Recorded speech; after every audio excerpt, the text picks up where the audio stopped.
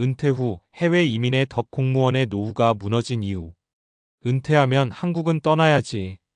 물가도 싸고 날씨도 좋고 여유롭게 살 수 있잖아. 많은 사람들이 이런 꿈을 한 번쯤은 꾸어봤을 거예요. 평생 열심히 일하고 퇴직한 뒤에는 새로운 땅에서 더 저렴하고 느긋한 환경 속에서 제2의 인생을 시작한다는 상상 말이죠. 특히 안정적인 직장을 가진 공무원분들은 연금이라는 든든한 기반이 있으니 그 돈으로 해외에서 살아가면 충분할 거라 여겼습니다.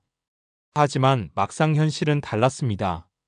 몇 년 지나지 않아 해외 이민의 덫에 걸려 고향으로 돌아오거나 예상치 못한 경제적 정서적 어려움 속에서 고생하는 분들이 늘어나고 있습니다.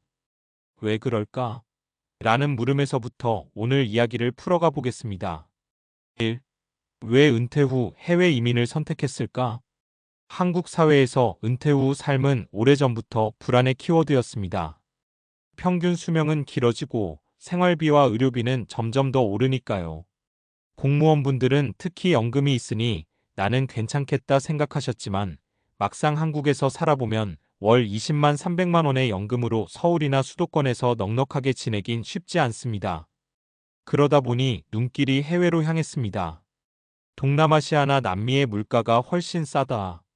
따뜻한 기후 덕분에 건강에도 좋다. 한국보다 스트레스가 덜하다. 이런 장밋빛 전망이 매력적으로 다가온 겁니다. 실제로 2000년대 중후반부터 퇴직자들의 해외 이민, 특히 동남아, 은퇴촌 붐이 일어났습니다. 태국, 필리핀, 베트남, 말레이시아 같은 나라에 한국인 마을이 형성되기도 했지요. 하지만 처음 생각한 꿈과 나중에 맞닥뜨린 현실은 달랐습니다. 2. 해외 이민이 불러온 뜻밖의 현실. 1. 생활비 착각의 함정. 물가가 싸다는 말은 어디까지나 현지 기준입니다. 관광객으로 한두 달 지낼 때는 싸게 느껴져도 실제로 장기 거주하려면 얘기가 달라집니다. 한국식 식료품은 현지에서 수입품으로 비싸게 팔림. 외국인 대상 임대료는 현지인보다 높음. 의료보험이 안 되면 병원비는 상상 이상. 결국 싼 줄 알았던 물가가 예상보다 많이 나가면서 연금으로 버티기 빠듯해지는 경우가 많습니다. 이 건강과 의료의 벽. 나이가 들수록 가장 중요한 건 건강이죠. 작은 질환 하나도 병원 시스템이 낯설면 큰 불편이 됩니다. 현지어도 잘 못하고 의료기술이나 서비스가 한국과 다르면 불안해질 수밖에 없습니다. 게다가 응급 상황에서는 보험이 안 된다는 이유로 치료가 늦어지거나 한국보다 훨씬 큰 돈을 내야 하는 경우도 있습니다. 3. 외로움과 문화적 차이. 처음에는 이국적 풍경이 신선하고 즐겁습니다. 하지만 시간이 지나면 이방인이라는 사실이 피부로 느껴집니다. 언어의 장벽, 문화 차이, 현지인과의 거리감은 생각보다 깊습니다. 또 자녀나 가족과 떨어져 지내는 외로움도 큽니다. 결국 한국에 돌아가고 싶다는 마음이 점점 커지는 거죠. 3. 실제 사례로 보는 은퇴 후 해외 이민의 덫. 사례 1. 동남아의 작은 도시로 떠난 전직 교사. 서울에서 교사로 정년퇴직한 어시 63세는 태국 치앙마이로 이주했습니다. 처음에는 월 200만 원의 연금으로 집도 임대하고 현지 식당에서 저렴하게 밥도 먹으며 이 정도면 평생 살겠다 싶었습니다. 하지만 3년이 지나자 문제가 드러났습니다. 한국 음식이 그리워 수입마트에서 장을 보니 한국보다 비쌌고 고혈압 때문에 꾸준히 약을 먹어야 했는데 외국인 전용 병원에서 진료받으니 약값과 진료비가 매달 30만 원 이상 나왔습니다. 결국 생활비가 한국과 큰 차이가 없게 되었고 자녀 결혼식이나 손주 돌잔치 때마다 비싼 항공료까지 부담해야 했습니다. 어 씨는 결국 7년 만에 귀국했습니다. 사례 2. 말레이시아로 간 부부의 좌절.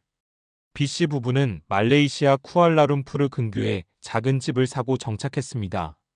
연금 덕분에 생활비는 그럭저럭 맞춰갔지만 문제는 건강이었습니다. 아내가 갑작스런 뇌졸중으로 쓰러졌을 때 현지 병원에서는 외국인 환자라는 이유로 선결제를 요구했습니다. 수천만 원의 비용이 예상보다 훨씬 빨리 빠져나가 버렸고 한국으로 후송하는 과정에서도 큰 돈이 들었습니다. 한국에 있었으면 건강보험으로 훨씬 적게 냈을 텐데라는 후회가 남았습니다. 사례 3. 남미로 떠난 제2의 인생 꿈꾸던 전직 경찰. CC는 은퇴 후 페루로 갔습니다. 관광객도 많고 은퇴자도 많으니 나도 현지에서 작은 게스트하우스를 운영해 보자는 생각이었습니다.